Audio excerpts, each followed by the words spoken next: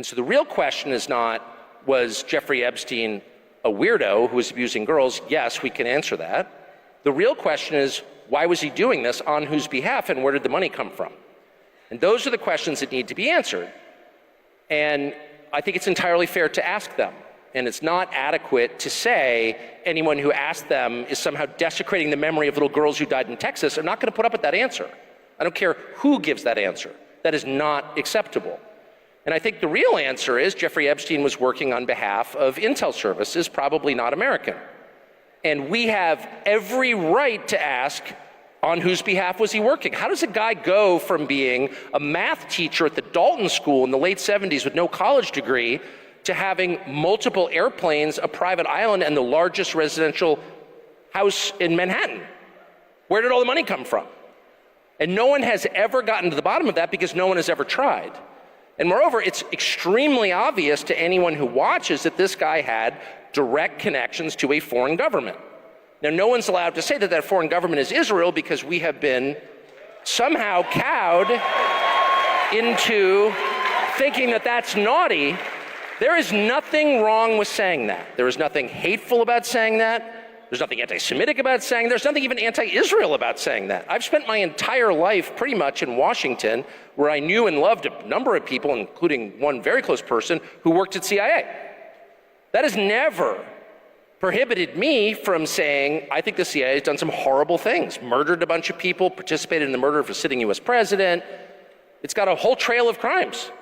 That doesn't make me a disloyal American. It doesn't make me anti-American in any sense. I was born here. My family's been here for hundreds of years. I love this country. That's why I live here. So criticizing the behavior of a government agency does not make you a hater. It makes you a free person.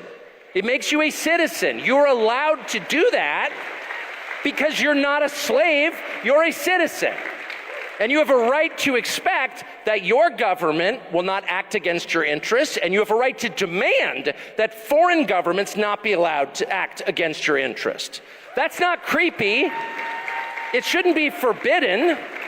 And yet all of us have trained ourselves to believe that you can't say that somehow, that that's like too naughty and forbidden. And the effect of making that off limits has been to create a lot of resentment, and I'll say it, hate, online, where people feel like they can't just say, like, what the hell is this? You have the former Israeli prime minister living in your house. You have had all this contact with the foreign government.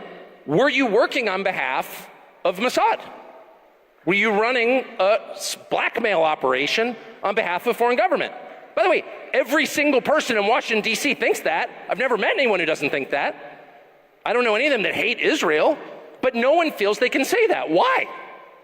And I think the longer that we play along with it, the more subterranean and creepy and hateful the conversation actually becomes. So I think it's better just to say it right out loud. Did this happen? And of course that question has been asked to the government of Israel, and their answer is, we're not going to tell you. And I think our answer should be, no. As long as we're sending you money, if you were committing crimes on our soil, we have an absolute right to know, did you do this or not?